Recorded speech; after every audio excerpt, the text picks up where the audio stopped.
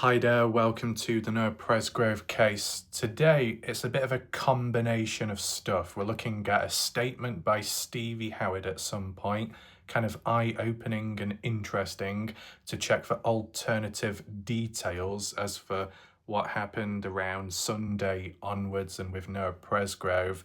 I believe it's a bit of an archived conversation or from a thread, but I think it's my first time reading it. That's why I want to look at it today.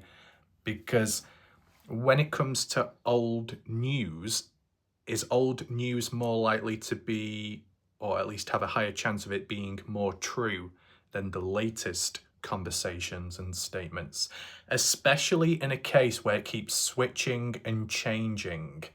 Is there ever a time where the truth is actually told, then they make the decision to change it up with a lie, a mistake, or a slip of the tongue? Is there an order to it? I'm sure there's other instances where it's just lie after lie after lie, but could anyone have slipped up or been more honest because of their memory recollection at a certain point, and then past that, it just went downhill from there? Maybe. Well, we'll take a look today, analyse, give you my thoughts, my reactions on the matter. We don't need to go too heavy with the conversation side. As for the comments, we just look at the post itself and break it down by Stevie Howard, the mother to Carter Combs Avery. Take in mind, Stevie wasn't there at the party. She wasn't even anywhere near at the time, I believe, in Texas. So there's that. But while Stevie can be talking based off from second, third-hand information she has received, she is more likely to hear the raw stories, possibly directly from some of the horses' mouths, the witnesses, family-related members, the daughters, because of that close connection, of course, naturally by family, discussions going on. So information is more likely to be relayed and fed on to Stevie than it was with a complete stranger out there trying to have a discussion with Carter or Avery. I'm not saying it's 100% the fact, because it can be heavily manipulated or Chinese whispers can take place along the way. But when you base it off people who have access to information first-hand or second-hand, if they're close to key people that do have the information, you're probably more likely to hear a lot more from that particular individual if the connections are right. But then it's the decisions of how do we relay it to the public, full honesty, transparency, a little bit drip feeding, or completely switching it up. I mean, if anyone feels like there's been a lot of confusion and misdirection in this case, to an extent, maybe it has been done on purpose. But I think the majority or a big portion of the confusion and whatnot will be from misunderstandings, mistakes, language barriers from just the general public. And I've discussed it previously in my last video. If you haven't checked it out, be sure to catch up on it. You'll be able to find it top right corner of the screen where the eye symbol is. Click there and you'll find the drop down box menu for the full playlist on this case if you do want to watch my previous videos and research along the way. Welcome to those that are currently here in this live premiere format. Feel free to make use of the live chat box on the right hand side of the screen, and if you want to drop a comment down below at the end of this video, you got any additional thoughts, any questions, whether you agree, disagree, let me know and I can respond back. There'll be a pinned message too in the comments with some links if you do want to support this channel. Shout out to those that have supported the channel in recent time and the gifted memberships, it all helps. Now, with that all being in mind, the order of how we'll do things today, first of all, we look at the statements or the passed on information from Stevie Howard, make sense of it. And then I want to transition into the discussion about CCTV cameras, because I did try having a look about earlier in regards to like a particular screenshot or conversation from Stevie Howard, what was claimed there, and any of the discussions in between about the cameras. And whilst I do remember it in here roughly in the past, I can't present it to you physically because it just would not come up. I don't know if that's down to the organisation on Facebook or things being deleted, but it just doesn't show up. What I want and what I'm searching for, it doesn't show. I even went on Reddit, typed in keywords there, and nothing would show. only my videos? Like, what the actual hell is going on in this case? Are things covertly being deleted or removed or reported by other people out there in a manipulative way, and then others have no choice but to take the post down, or it's auto-deleted? I honestly don't know. There's just quite a lot out there and bits which I've wanted to try and find, and it just never shows. And everyone else, others, are saying, oh, it's easy, you just click here, you click there, you go to the comments. I just don't see it. Just like with the laptop. What is it? Is it Shannon Scott or Shannon someone else talking about a laptop? There was over 600 comments. I went through every comment, all 600, and not one post mentioned about a laptop. And others are saying, well, I can say it. I can't. I'm typing in all the correct keywords and it ain't showing. But I'll tell you something, that is under control. So I think I was turning into like Cleo then. Am I right, Cleo? Talking whilst clapping at the same time. Let's go. Basically, on my channel on YouTube, specifically for me, when it comes to searching for keywords or comments in the studio mode, type in one word, boom, video shows up. You know why? Because I made the titles appropriate enough. And if not that, the description of keywords. So that in the future, I wanted to refer back to a previous discussion, a finding, a screenshot. All I have to do is type in one word, get the video up, boom, and done. To an extent, that may work as well to the public when searching for videos on YouTube, but there is a chance that it could be overshadowed by others out there and random channels because it is a popularity contest at the end of the day, unfortunate. I could be an individual that finds something very important and critical, but the reach isn't that great and not everybody is notified. 10 years later, someone could do the same exact thing.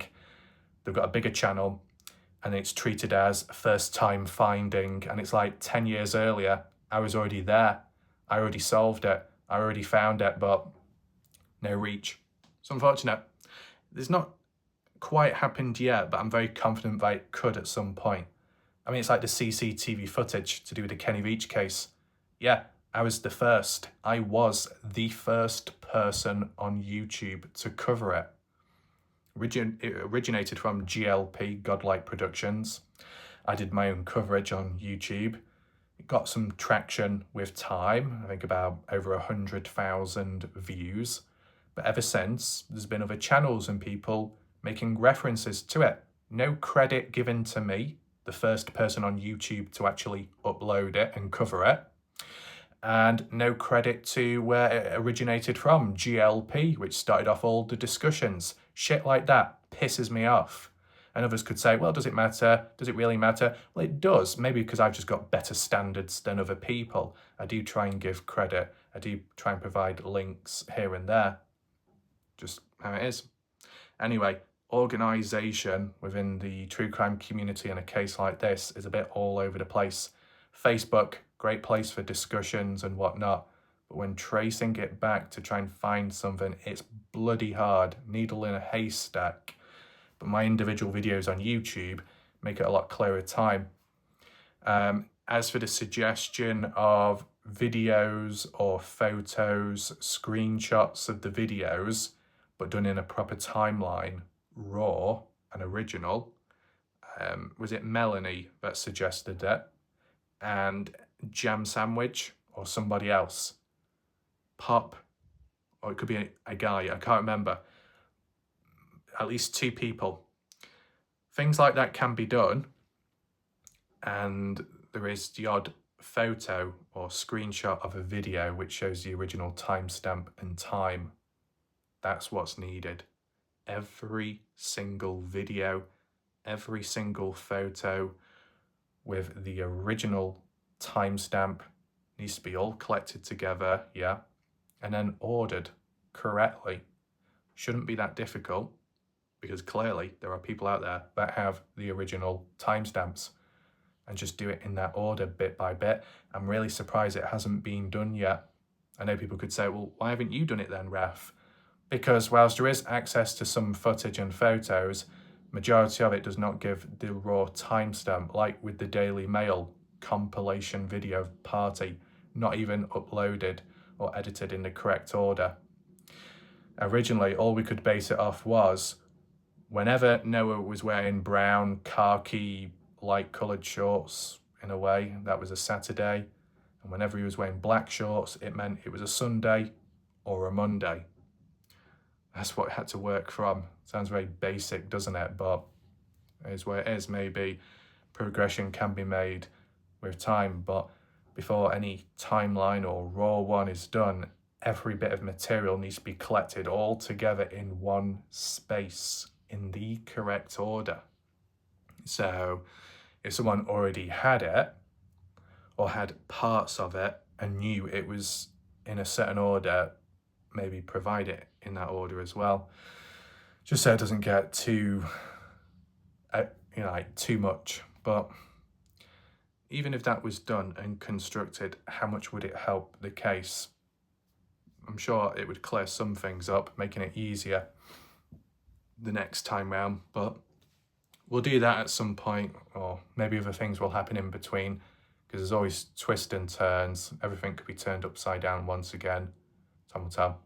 Right now, though, considering people have been patient, we probably should look at what Stevie Howard has once stated in the past. Let's head on over. Here we are. Hopefully you can read it on screen. If not, I will zoom in just a bit and we'll begin reading. It's quite a long one, this. It's on different slides, all part of the same paragraph. Just it couldn't fit onto one screenshot. That's why we read the first section, analyse, move on to the next. And I'll probably break it down bit by bit. It may help. It's already highlighted in yellow as for, I guess, important points. That wasn't by me, that was by whoever that reposted it after. Stevie Howard responding to Becky Martin. I've heard that name before, Becky. Forgot who they were, though. This is probably from the Sofa Sleuth page again. Maybe at times, depending who they communicate with, if it's done in a formal or a rude or a polite way, it could determine who they're having a conversation with and on what platform and page, right? Stevie responds, "No, ma'am, they gave him a shower earlier." Right. So this is to do with Noah Presgrove having a shower, being washed down, supposedly by Jasmine Mill and Carter Combs. Will it be consistent with what's mentioned here, what's been mentioned by Carter Combs, and what's been mentioned by Brooke Bounds Carter? I guess time will tell. I do have it in my mind, my memory, as to what's been said by different people, so we can check for the contradictions along the way. Stevie, the police have the timestamp at the shower as well, because yes, they snapped, which means recorded a video and uploaded it to Snapchat. The shower video was a Snapchat one, right? Nothing inappropriate took place, but it was definitely noted. So the video itself of Noah having a shower, nothing inappropriate was in view. So if Noah had been unclothed, as you would expect when you're having a wash in a shower or bath, the video didn't pan down to lower from the back or the front, which is a positive in a way. There was a level of respect, but what is the reasoning behind recording it, though? We never really found out a reason. So, whilst it may not be inappropriate, is it appropriate to be doing if Noah didn't give consent or if Noah wasn't aware? Doing it behind his back, literally, such as from what people have described when viewing it themselves, a small portion online, that it was from the back area and that was it, the back of Noah's head. Stevie says, yes, I think it's weird too. Well, that says a lot, doesn't it? Out of all the people to say, I think it's weird that my daughter Carter Combs and my daughter's friend, Carter Combs' friend Jasmine Millan, decide to record it. This is the thing. We don't know who actually recorded it, right? I don't know if anyone who's watched the video could tell if there was any sound, voices in the background. Jasmine, Carter present, Noah present, and then a bit later, a friend of Noah's joining on in, whoever that is. Was there anyone else there then? Who was behind that camera? But anyway, if we're just assuming it could be Carter or it could be Avery or maybe Jasmine, for Stevie Howard to say, I think it's a weird thing to record it. And you might wonder, right, so it shows a level of balance. Stevie isn't being too biased towards people she knows or close to as in like possibly family. But we also need to acknowledge Stevie Howard at some point did say, in a given scenario, if we're such evil parents, if we were the ones responsible for Noah's death, we would have done a better job at covering it up, possibly burying the body, and no one would be able to find Noah. Wording it as if like they're criminal experts and have done it in the past with previous people. It's not exactly appropriate language or wording, is it? It's not exactly normal to give that type of example in an open case like this, which is to do with the death of someone, but she still said it. And for someone to say so dodgy and suspicious like that, and to here bring up this shower video is a little weird. It's kind of rich coming from them. Anyway, Stevie says, apparently the showering with guys is even a thing now. Not that they did that, just saying, if it doesn't make sense to you, there's more that won't as well. Right. So what, being too close male to male, doing certain activities which could raise certain eyebrows at a party like that, and if you find just this little thing a bit questionable, that's just the tip of the iceberg, there is much more. What else? Is this an indirect reference to the whipped cream on Noah's chest nipple area, and then his best friend Jack Newton licking it off of him? Is that an example? But the way it's worded in terms of the shower itself is kind of interesting. Apparently, showering nowadays with other guys is a thing now. Making it, it depends in a way.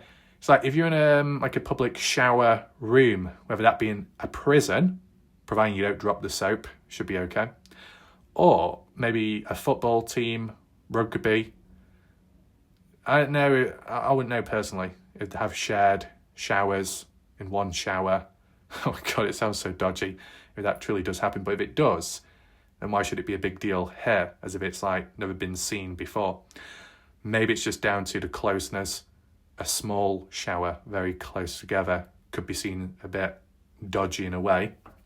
But at the same time, if people are drunk, the way they act could be different compared to if they were sober. If they were sober, they could be like, ew, don't be getting close to me. I'm having a wash. I don't want you near me that close. Who knows? I mean, was anyone bisexual at the party? And that's a bit random to throw out there, but, you know, people talk about girl trouble and others talk about flirting and whatnot. Was there any bi people there all over the bloody place? You want to drop a comment, feel free to do so. But, you know, in terms of how it's worded by Stevie, not that they did, not that it did actually happen, that Noah was showering with another guy, or guys, with an S, more than one, a group. Well, linking back to what Carter Combs was saying on Facebook, that another of Noah's best buddies joined him in the shower. So it did happen, supposedly, from what Carter, a witness, has stated. And Stevie Howard here is just talking in general. If Noah did have a shower with guys, it's supposedly a normal thing nowadays, when in the past it wasn't. I guess that's how she's wording it. And then backtracks by saying, not that they did, not that Noah did have a shower with another guy, I'm just saying in general. But Carter said that Noah did have a shower with another guy. So why is Stevie making it out like she doesn't really know? Didn't want to admit it? In the dark at the time? I find that hard to believe. Let's see what else we've got. Noah had returned to Duncan, where he lives, earlier that day. That day is a reference to Sunday, after breakfast and possibly after when the guys, including Noah, went back out to town with Jack's father Caleb. After that, then Noah going back home, supposedly, having a wash down, a shower at his grandma's house. He washed most of the writing off his body, which a few different nights of videos I think are being meshed or mashed into people thinking it was all in one night. Right, I guess that's a reference to like the Daily Mail party footage compilation where it's all mixed up in a different order and it doesn't quite make total sense. Well, Saturday, people were writing on Noah's body. The footage showed on the back and above the bottom area, or on the bottom, the cheeks. As for writing on the front of the body, we didn't see any video footage of that, but there are photos to say that people did write on the front as well. An example which shows faded writing, which would mean taken going into Monday morning, supposedly the timestamp 1:50 a.m. Monday, September 4th, 2023. There was writing on the stomach area, somewhat faded, as you would expect if Noah had a shower the Sunday, morning after breakfast time. No exact timestamp given there, but before or after lunchtime, I'm guessing maybe before, possibly. But still, you have a shower, certain writing on your body will fade. But depending what was used, like a Sharpie, a permanent marker, it can stay on the body for a certain length of time. Noah Presgrove, when found on the highway dead, there was no writing on his body, only a tattoo on the back, I believe. So there was no writing at all on Noah's body when he was dead, found on a highway. But there was clearly writing still visible on Noah's body when he was alive at 1:50 a.m. in the morning time of Monday with Jack in the bathroom area. Another shower must have taken place, linking on to what we're looking at here. The shower, as in after the side-by-side rollover. Would a second shower be enough to completely get rid of all that remaining writing on the front and or the back? Maybe, maybe not. Leave your comments down below. Some people have suggested, yeah, 2 showers may have taken place, one on Sunday at Noah's place of living, and then the other at the party house after the side-by-side rollover, and then a third and final one when scrubbing all the DNA and evidence off. But why is there such a desperate need to scrub all those names and writing and handwriting from Noah's body? Oh, because it will trace back to them. But, you know, if you've done nothing wrong, you've got nothing to hide.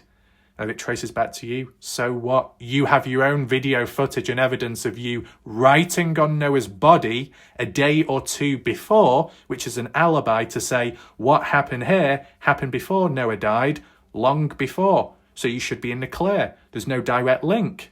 There's no reason to worry. This is not the chessboard serial killer case where they would leave an etching or a mark or an actual checkboard type pattern on a person's dead body and then it's their calling card. This ain't it. So it really doesn't matter if there was writing on Noah's body remaining. You don't need to scrub that off. Not directly, because you already got video footage. Now, are there any pieces of video footage, Snapchat posts that were done, recorded in advance? And when I say in advance, I mean as part of an alibi. Like people thought, right, we'll record this insignificant video of Noah having a shower just to prove and say that here he is having one. He's still alive, he's still okay. But after or before, we'll record this and that as well and take a photo here just to show that Noah is still present, that nothing is going wrong, everything's fine. Where any, you can base it off your own thoughts and opinion. When you think of certain videos or photos, And you think to yourself, what was the point of that clip, that photo? Why did someone take a photo or record it? Why bother? It's pointless, it's not funny, it's not memorable, it's just random. Is there another reason for it? As part of a built alibi along the way, so it could be used in the future, I wonder. Anyway, let's move on. Stevie says, but you can see Noah is wearing different coloured shorts over the days. That's correct. He met another guy who had bought him alcohol and came back to Terrell. What? The cops have those messages as well. The wreck, from what I could tell on Snapchat, was more of a slow motion layover. You can see Noah leaning and seems to keep himself pretty clear of any harm. But I don't know. The next video is of him, his scraped shoulder. Scraped shoulder? Never really heard that mention. Interesting. We're jumping about a little bit. First, Stevie talks about the shower up here, yet the shower happened after the side-by-side. And yet she's mentioning the shower, the side-by-side lower down here, as if it happened after the shower. Wrong order. But I guess that just might be the way the conversation was going. What's on your mind at the time, you might tell it in a different order, but you're not stating it as in that's the order it happened. Just first thing that comes to your mind in a conversation, I understand.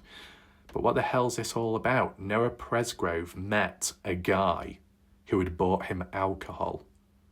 Where, though? And came back to Terrell. What does that even mean? Noah met another guy and then came back to Terrell. Is that meaning Noah Presgrove returned to Terrell, returned back to the party house, as in Sunday, was given a lift down by Gage Jesson and Mikey Lair, with another party goer coming on down to the place of Terrell? Was it Mikey Lair? Was it Gage Jesson? Who is this other guy that Noah met? As strangers, as friends? And why did this unknown person buy alcohol for Noah? Is this been worded like this, set in place for what was to be said later in future conversations with what we've seen in recent time? Either that be, I think, maybe Sarah Long, not too sure about Brooke Bounds-Carter. Some have stated or suggested that Noah was already drunk. He came on down, he was already drunk, already had alcohol with him. Is that linking into what's being suggested here? I wonder. Anyway, the wreck itself, the side-by-side rollover, Noah leaning, bracing himself. Pretty clear of any harm, so he was trying to keep himself safe. For a drunk person, keeping yourself safe. So was that rollover done intentionally or accidentally? And was it all because of drunk driving or what? Now, so how it's worded here, there is a video of the rollover and then there is a second video of something to do with Noah. So have a zoom out, move here, and continue the conversation. And let's see. Pretty clear of any harm, but I don't know. The next video is of his scraped shoulder and him laughing, and another kid showing his lip that busted, barely bled. Right. Never heard about a busted lip. No recollection of that. How it's being worded here, this supposed video, kind of sounds similar to what Caden Pressey witnessed and watched when a guy showed him a video of this side-by-side rollover. Caden Pressey, and I have shown it just recently on one of my previous videos, last night or the night before. Be sure to check it out. It's very important. Caden said a party goer or another person showed him the video at a later point. The timestamp of that video / photo was at 2:40 a.m. Monday morning. The photo was of Noah with a bloodied, injured nose and that rollover, followed by a video around the same time of the guy or a guy behind the camera getting up close to Noah, showing his face and the side-by-side. Stevie Howard here words it as, there's a video of Noah laughing and another kid up close showing his busted lip. Is it true that Noah was laughing? He wasn't too fazed or bothered by a rollover? Is that because he knew what he was doing? Because it was a prank? Or because he's still drunk and he's not really taking the consequences in? Would Noah really be laughing after a rollover? It's interesting to know. It's very important because if Noah was supposedly laughing and still full of energy and life after something like that, then when it came to the shower and a buddy joining him and they're all laughing and having fun, that sounds more likely that after that, if Noah was to be running around unclothed teabagging people full of energy, it just makes more sense. I'm not saying it's the truth, but when you piece it all together, yeah. How it's been told in the past, though, after the side-by-side rollover, Noah was drunk. He needed help, assistance, getting to the shower, getting in, making sure he didn't fall over or slip. Sounds kind of vulnerable. Sounds dejected. Not enough energy within him. It could be a come down from the alcohol or a shock to his system with the rollover, kind of sobering him up just a little bit. But that doesn't quite match with this, does it? Laughing, oh, cool, do it again. Something like that. Let's move on. Again, I do not know, and I'm no detective, and I can only post on what I saw per the Snapchats or text or my kids that have told me as well as others. Interesting. And yes, all of their stories are very cohesive with one another. Are they? I really don't think they are cohesive with one another because it just so happens, and I've documented it in a previous video of mine, between Caden Pressey, Carter Combs and Jack Newton, those stories didn't quite line up. More ironically, Carter Combs' story of how Jack made his presence known at the party returning with the news of Noah's death, Carter's recollection was more consistent with what Caden was stating, even though Jack Newton was telling a completely different story. And what that basically was, from what Carter Combs, the girlfriend of Jack, and Caden Pressey, the best friend of Jack, had said, besides the timestamp of course, that when Jack returned to the party house, he rushed on in, okay, slammed his head into a pillow and then revealed the news. Consistent. Right, what did Jack do then? Did Jack say the same thing as what Carter said publicly when defending his her boyfriend? No. Jack, in that public interview, passed on, Partners in True Crime, said, I walked on in somewhat slowly. I took a seat, may have buried my head in a pillow or what, and slowly revealed the news. And then later, Avery nearby said, are you okay? And I said, no, my best friend's dead. You know, roughly along the lines of that. Quite slow and drawn out, not in as much of a rush. That's what Jack says, not what Carter states. Not exactly cohesive. There'll be other examples as well, won't there? What else? Especially considering some were drinking, and we know that even at parties, groups break off and hang in other groups, subcells. Don't isn't, what the fuck's that? Don't isn't absurd. That so and so didn't know what so and what so was doing. Do I have some like drunk glasses on or something? What the hell did I just read there? I think for the most part, everyone there had an account for anyone in question, but you may have asked Peter. Who the fuck's Peter? Peter Pan? Anyway, Peter, if he knew where Paul was and he didn't cause or didn't care, he was inside with Pam. He was Pam, kind of thing. There were not 40 kids there though. Each kid made a list and most said 20 to 25 kids on there for that entire day. What, Sunday? So there was supposedly never 40 people at the party. It was an exaggeration. Is that it? Now, does anyone know who is Peter, Paul and Pam? PPP. Does anyone know? Or is this just made up? Where's Ken and Barbie? Are they in the back room? I don't know at this point. Is this the last one? Yep, let's finish off. Okay, I really don't know what to say to try to help Noah's family or what else I can offer, some of us wondering. We are so hated. Really? I get it. And maybe I am selfish to also want to help my kids and others having to endure the wrath of some, especially when I know different. Now, in case anyone gets mixed up, when Stevie says to endure the wrath, that does not mean myself. Okay, it's an actual term of language. Maybe even think I know on some things I don't know. I'll leave this for a few so I can read it, but probably gonna just delete the whole thread. I bitch about people posting stuff and it not operating to Noah, and what do I do? Rolling the eyes. I mean, I'll be as unshared anyway. People will say I'm crazy, and I'm really not. I just love my kids and have the most honest answer I could at the time asked. Again, it may be different if it ever came down to it, but I don't really know, to be honest.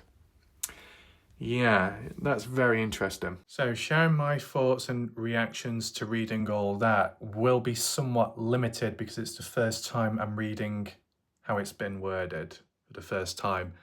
A lot to take in with what's been said previously or later.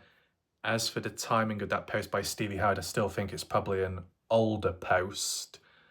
It would have to have been on a certain page because the language used by her was mostly formal. Some people could say she's acting like a victim or playing the victim card. We're so hated, we're so attacked.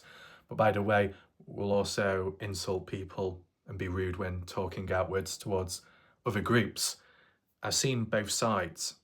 So it's just interesting, isn't it? You can leave your thoughts below. Do you think Stevie is really hated in an unfair, unjust way, as well as the family? Or do people have their reasons and right to have a dislike towards certain ones within the case? Was there ever a time where Stevie Howard was cooperative and there was no catfights, there was no issues, no drama? Or has it always been a certain way? I know people could say, well, actually, in the past, some partygoers or parents or friends of friends of partygoers were even more strict, even more verbally aggressive back then. And then possibly because it didn't work or they knew it wasn't the right approach, down the line they toned it down a bit. Who knows? Would have been good to get the full perspective of it all from the start if I had been present, but I just wasn't. There's only so much I can do there. I can't say too much about consistency because I'd have to hear what Stevie has said be mentioned by others with time over and over. As for what Carter originally described was no injuries to Noah, just dirty. That was it, and was washed down, was helped when stood up so he didn't fall over. Brooke, what she said was nothing inappropriate happened, nothing like that. No touching, no contact made with Noah. Not consistent with what Carter says, because Carter said we physically helped to make sure he didn't fall over. That would mean probably holding on to him, or every now and then just making sure he didn't fall, putting the hand out, some form of contact made. A few little inconsistencies. But it's interesting with Stevie Howard making reference to Noah being somewhat injured, just not the correct injury. More of a busted lip, but as for the nose, no real mention. A scrape on the back or shoulder area. Have we seen that in any footage? No, but there was a mark on the shoulder blade or top shoulder of Noah's shoulder, his left one I think it was, in the 1:05 a.m. timestamp video of Monday morning when Brylan Sweat slapped Noah and Caden Pressey recorded it. But in the end, that turned out to be just writing or a signature on Noah's body. The only question I do have, the tattoo on Noah's body, the actual tattoo, whereabout is that on his body? Does anyone know? Just to see, out of interest, if I could see it in any of the party clips, just in case it was in an area where there was writing or scribbles over it. I'm just interested in case it was covered up or clearly in sight, because there has been some misunderstandings along the way. So if anyone does have answers there, that would be helpful and useful down below. Now, whilst Stevie Howard has said what she said there with what we've looked at archived, we talk about the CCTV footage now. I said, what I wanted to show, I couldn't find. And it was an original comment made by Stevie, making statements about the cameras. Maybe it wasn't an actual post, but more so a part of a comment thread of another discussion. It was posted about or reshared at some point on Facebook, maybe in the Army page, but I just can't find it. There might be a small chance it's covered in one of my videos, but I didn't think much of it at the time. I probably didn't do a focused, dedicated video about it until kind of now. That's unfortunate. But from the best of my memory, Stevie Howard was, I think, talking about how the cameras weren't working or not working properly, a bit faulty, I think. But they did at least record when the Texas boys were leaving the party house property. How useful is that? Well, that's supposedly, once that happened, walking away. That's after Noah. Noah walked away earlier, and then later the Texas boys left, and that's when the cameras were working. Convenient in a way.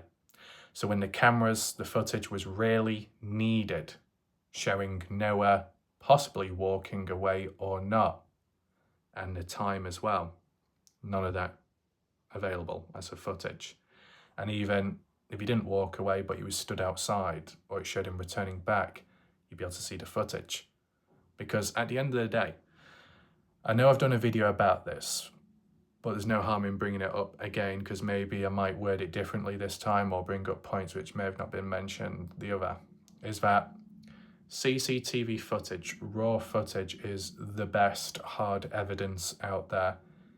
It can turn an insignificant event of two people talking into a major aspect and piece of evidence within a case, and the talking points along the way.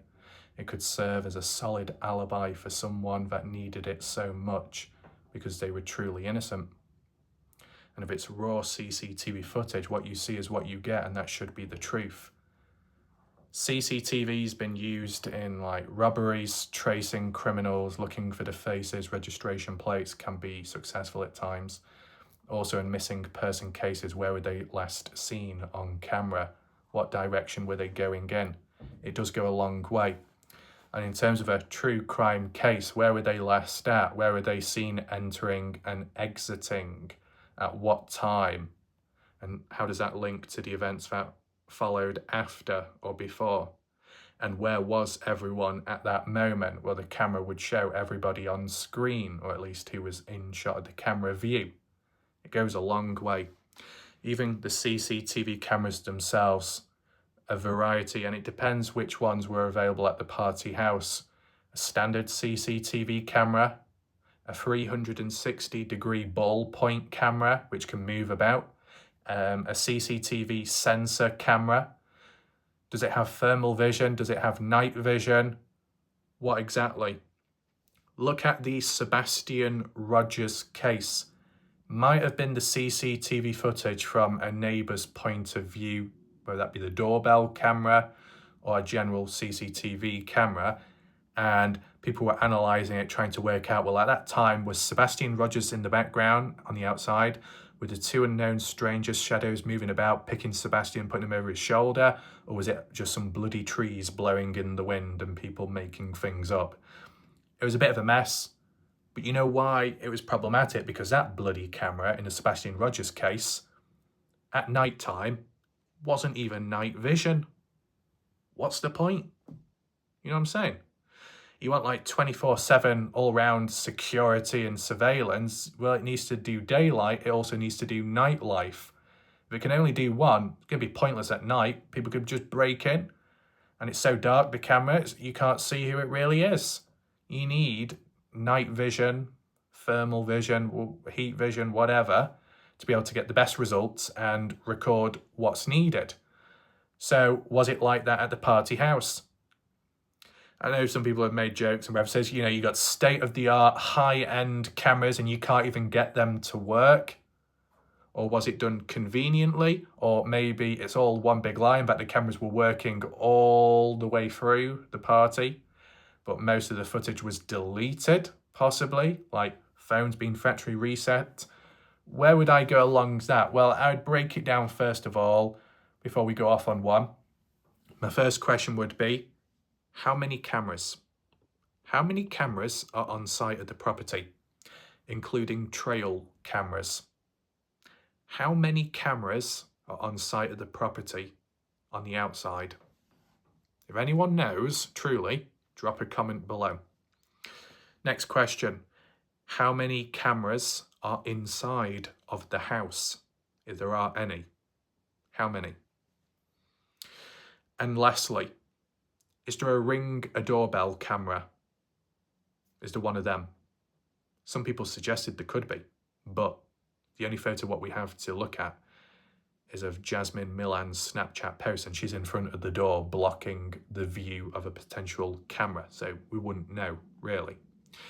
I've looked for cameras in footage, photos, I couldn't see any, unless they're hidden or out of sight and the lighting, maybe. But once you know how many cameras are on the outside and on the inside, the next question would be, what angle are they facing in? Northeast, southwest?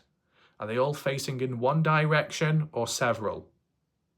If they're in several directions, that would benefit everyone in this case, as in the justice for Noah, from different angles, people coming and going, and what's going on with conversations. My next question would be, with the doorbell camera, if it did exist, surely it records audio as well. You know why that's important? Because whilst it might only record from the back, surely it would show Avery and Carter at some point, no timestamp included from what we know of, having an argument. Now, it's been said there is a video footage of the two having an argument. Who would be recording that video and why? That is a mystery that is still hanging about till this day, isn't it? Avery and Carter having an argument after Noah walked away, supposedly. But did it happen before or after hearing the news of Noah's death? I would say probably before the news of Noah's death, before 5:15 at least. Could Avery and Carter have been having an argument on the front porch where he's saying, oh, you're to blame. No, you're to blame for Noah walking off. Because you didn't let Noah sleep in your bed, that's why he walked away, and that's why we can't find him now. He could be anywhere. I'm blaming you. Back and forth. Unfortunately, we don't have the video. We don't have the audio of that argument taking place. It's not been released publicly, so it must be somewhat valuable. But I wonder if a Ring a doorbell camera in close proximity with the porchway where the two girls stood close to the door, maybe it would pick up the audio even clearer. That's if there really is a Ring a doorbell camera, and if it was working. There's no guarantee. So with that being in mind, as for the cameras on the inside of the house, how beneficial could that have been?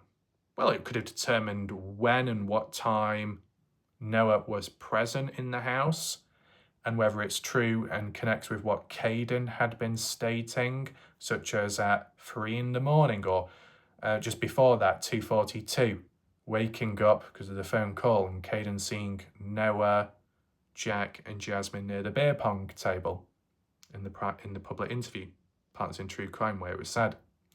But then in the private interview, a month before that, in June, private police recorded one. Caden says around 3:20 when possibly going back to sleep, and doesn't know that Noah's there, just assumes that he is. One or the other, isn't it? So the CCTV cameras, if any were inside of the house in the right rooms, it could show whether Noah was there or not, and if Caden was right. And the same with the timestamp, raw footage of Jack bursting through the door. That's if he did. It's just yet another thing what would show, wouldn't it? Normally CCTV cameras have that like outline and it gives like a time, a date or a year. That rawness is what's really needed. And we've seen little bits and bobs of footage, material and photos along the way, but 9 times out of 10, no timestamp attached. But there will be footage in the background of the same stuff which has the original timestamps on. That's what's important, isn't it? The only true natural or natural-ish one would be that Snapchat of Jasmine Millan at 3:41 a.m. But you know what I do want to say, and I'm not seeing enough people question it, which I'm surprised by. A lot of people were quick to jump on and counter and be skeptical of the other Snapchat post at around 5:27 to counter Caden Pressey and make him look bad and wrong by, I think it was like by Brooke Bounds Carter and some others stating, well, one of the guys who was supposed to be with Caden, as Caden claimed, wasn't even with him, not at the highway at 5:27, was actually, in fact, still at the party house resting, taking a photo or a video with some of the girls. If that's the case, and Caden was still out at the highway with the others, why would a guy be remaining at the house, whoever that identity is, with some girls taking a photo or a video like nothing's wrong, when the news has just come about that Noah has died? The girls are supposed to be crying, and so are the guys. And yet, oh no, we'll just take a Snapchat. What good does that do? You could say the aim of that is to show that Caden's wrong and who was with him at the time of the highway, but then it just further makes it more questionable as to the ones in that photo staying at the house like nothing's wrong. Taking a photo at a time of hearing about someone's death, you're digging yourself into a hole there, doesn't do much good, does it? In terms of that Snapchat though, the actual photo, visual photo wasn't shown, but the bloody overlay of the timestamp was. People said it can be manipulated, you can edit it, you can change it and make adjustments, meaning it might not be the true original raw timestamp. Okay, if that's really the case, then why aren't the same people coming in with the same energy towards Jasmine Millan's Snapchat post at 3:41 a.m? Could you argue and say, well, that's been adjusted and that's been manipulated as well? I'd argue and say there is a difference though. There's a difference between a raw photo with an added overlay feature of the given time around when the photo's taken, comparing that to the files of a photo or post in which you can edit after. In the moment when taking a photo and adding on the features and filters and adjustments, the time aspect, you can get like a box, you can get like a branded of your phone in the corner of the screen or the phone network provider. Just little attachments to make it a bit more personal when you take photos, selfies and whatnot.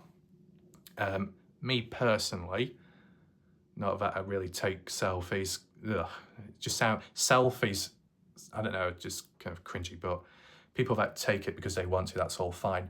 But if I ever did, but it's just like with these videos, I don't want to be adding all these little features on or overlays unless it's so obvious, you know, like a dark aspect, make it look really dark, make it look red, blood, spooky, creepy, things like that.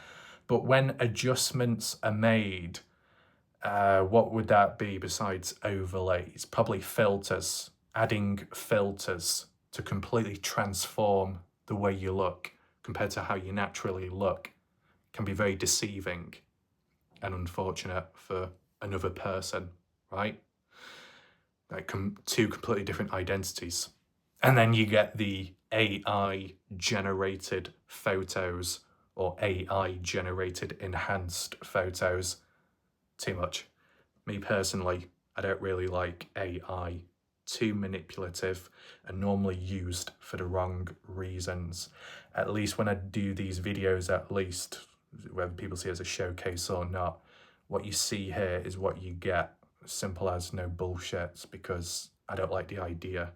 Like visually deceiving people, I don't like that idea. It can lead to a very dark road, a very dark path, and a lot of external damage to someone. That could be trust issues as well. You see him here, fine. You see him there, who the fuck are you? Oh, you're them. You look nothing like them. Enhanced. But it's the same with like muscle and exercise enhancements, taking things to get bigger, to look more defined. In the moment, yeah, you see it. The moment you stop taking it, oh, it's going to change drastically. Like with the lockdown and the virus, where people couldn't go to the gym anymore, people couldn't take the certain stuff anymore, or there was no point in taking it because they couldn't work out, so they lost a lot of gains. So the naturalness truly showed. And depending what order it's in, whether it be appearance, whether it be muscle definition, like I was saying in a past video, it's better to see the negatives before the positives. So then it's an upwards trend. It's like applied here too. If it's the other way around, it's like, oh, good, good, good, good. And then, oh, it's like high expectations. And then when it comes to true naturalness or comfort levels, it's like, oh. If it's the other way around, it's a nice building block upwards, and more stability. Either way, I personally think the Snapchat photo by Jasmine Millen at 3:41, where you do see that like overlay of like a clock screen or time, does seem to be genuine as in when it took place. And it kind of makes sense as in the order of when earlier Noah supposedly walked away. As for taking a Snapchat announcing it, I don't know if that's a normal thing. It's normal for Noah to wander off, but is it normal to make a Snapchat post publicly telling people? And out of all these Snapchat posts, real, genuine, altered with, timestamps, enhanced, whatever, what point did it serve? What was the purpose of it along the way? And how many of these Snapchat posts were made public? On Snapchat, you can send photos and videos, and then I think they can disappear afterwards within a certain time frame. And in between it, if you do screenshot or save anything, the original poster will be notified. And I think that's done for safety reasons. Just in case, let's say a sensitive photo is shown, and it's like, I trust you. And then the other person decides to save or screenshot it. It's like, oh shit, what they're going to do with it now? A little warning. That's why, in this case, some people haven't taken screenshots from Snapchat conversations or text. They've got another phone and taken it of the other screen phone. So there's no screenshot, no internal photo, no internal notification, getting away with it. People thinking ahead, one step ahead. That's very interesting. But, you know, it's interesting, all being on Snapchat, but the age range, generation with the technology and the social media, different apps, it kind of makes sense. But a range of these people, party goers, are also on Facebook or Instagram or TikTok. Besides Snapchat, was there any other social media places and websites where content was posted from the party? It would have had to have been for people on Facebook to say that they've witnessed certain pieces of footage. As for Justin Roy, I don't know how true it is. So if Justin wants to respond in the comments, if they want to, they can. It was either Brooke or Sarah or somebody else that was saying, well, why didn't you, Justin, take action if you were watching clips or footage from the party on Snapchat? What were you doing? Why?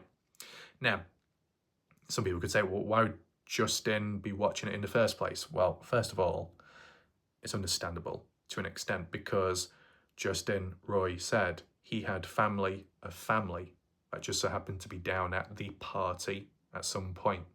10, maybe 10 people or so, some of which married into the Milan family, I guess of varying age ranges. So I can imagine Justin checking on in to see how it's going, updates, seeing if they're having a good time, if they're safe, normal behaviour. There's a reason to be checking Snapchat and the updates because there are family members, people you care about, that just so happen to be at the party. That's understandable. Just like family related in a way, you got Alicia Lee checking on in for updates with Caden and to see how Georgia, the 15-year-old cousin, is doing. Well, that wasn't anticipated when it been brought to one's attention, wanting to know how things going because there's a level of care and concern. That's normal behaviour. But did Brooke or did Stevie or Sarah or anyone else ever check the Snapchats of their family of members or friends of friends who were actually at the party? Did any of their parents or guardians check on in the Snapchats at the time of when things were unfolding? I think, from what I can remember, I did do a poll at the time, maybe some months ago, and a certain small percentage voted saying that they saw certain posts and Snapchats videos at the time of when the party was going on live. Whilst these people may have not been there, they tuned in somehow to see the footage, the photos or the pictures. Only a very small percentage voted yes, but it's interesting, isn't it? Now, who are those people and what did they see exactly? Because really, if you want the true account and stories of what happened and how it unfolded, you'd either have to have been there in the moment of the party to witness it firsthand, and if not that, the next best thing would be seeing it through the eyes of partygoers who were there, but in the moment before things may have been adjusted or deleted. And if not that, the CCTV footage. But because it's in the hands of like the homeowners or the partygoers, the ones that live there, whether it truly recorded stuff or not, that could have been adjusted afterwards. If the police had done a search of the party house, gone inside and checked the party footage to get an idea of Noah and his whereabouts and the time of when he walked away and the direction and more, who knows what could have been found on the cameras. But the original point by Stevie is the cameras weren't working properly, like on and off, but they just happened to be working after Noah had left, out of sight. That's very convenient, isn't it? Do people believe that the cameras were faulty, or do you think that they were working, but the footage could have been deleted or altered with afterwards? Maybe I do a poll on my channel page if I remember. Trail cameras as well, were they faulty or were they working? And where would those trail cameras be? How scattered are they? In the Kenny Veach case, there was references about the trail cameras, but they weren't in the correct areas. If they had been, who knows what could have shown.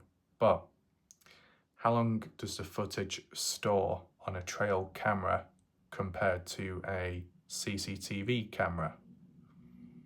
Sometimes with cameras, it'll record almost forever, the longer the camera works. And once it gets to a certain memory storage load, it will just then overwrite the previous recorded stuff and just record the latest thing. So there is that. There might be more advanced security surveillance out there which can do more and store a lot more data, but I don't think that's the case here, is it? But if they are high quality cameras, obviously they've not been maintained possibly. If that comes down to the people that live there regularly, at the time at least, Logan, Carter, Avery, the ages they are they really going to be caring about maintaining the property, the land, the farming? No, not at all. May have a hired hand, but what about the cameras?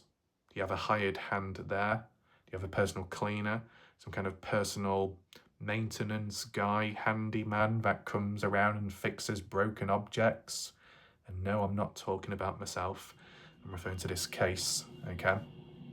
Was there ever a time where the cameras were inquired about, oh, they need to be fixed, they need to be replaced? I mean, how long has that property had cameras for, and when were they last checked or last replaced for a newer pet? So a range of different questions. I do find it interesting though how when I was looking at the party footage, you know, from the outside, I just couldn't see the cameras, which is weird. I'd expect to find one at least, but I just couldn't. Unless it's just down to the poor lighting. Maybe I'd have to look again in the future. But really, for that raw footage and the raw timestamps, besides the Snapchat post, which could be altered with, manipulated or changed, those cameras would have gone a long way in this case, in a small space and area. Now, are there any other cameras within the area which may not be owned by the ones on the site of the party house? I mean, like the railroad community.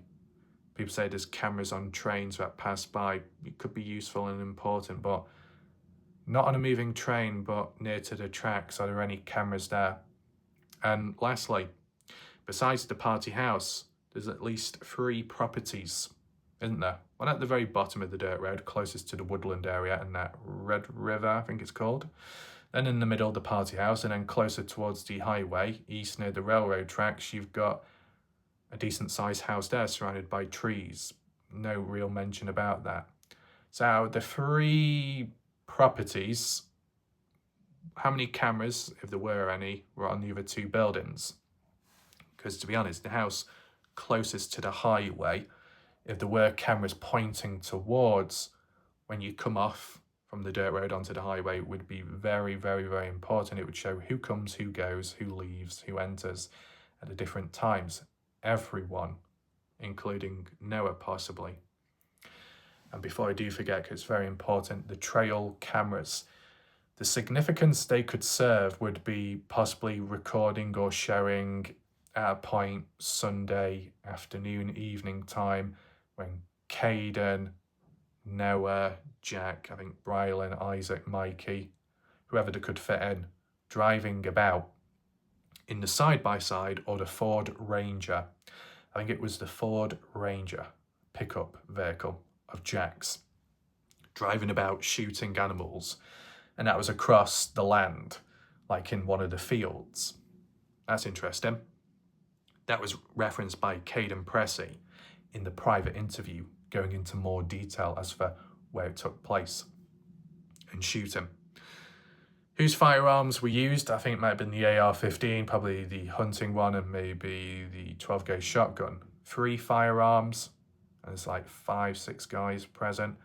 I just find it interesting because, well, it can be contested as to how many were at the party house at a certain point. 30, 40 people.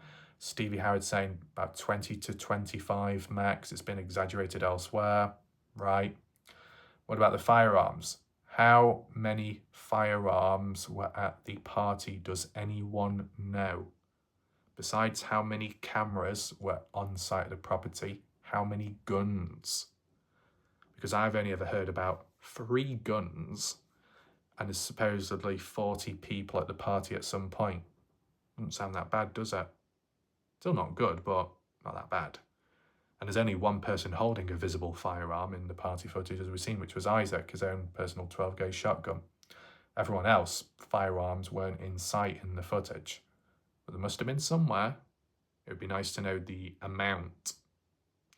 But yeah, trail cameras out and about in the fields could show where the vehicles drove when shooting animals, but depending which field, if it's in the wheat or near to the wheat field, would that show any activity there onwards during Noah's death or beyond? If there's any teeth scattered about, why would there be teeth scattered about, or people collecting Noah's teeth or a tooth in a field nearby when Noah was found dead on a highway? Yeah, but then why would someone like Sarah Long or someone, I think it was Sarah Long, and if not Stevie, almost like slip and say, you know, you got a group of people, why would they be picking up teeth in a field scattered?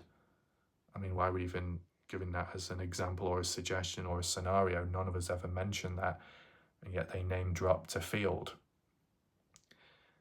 You got to be very close in picking up on stuff, and if you want to clip this part of the video, you can, but last thing what I'm about to say is very important, so make sure to listen in.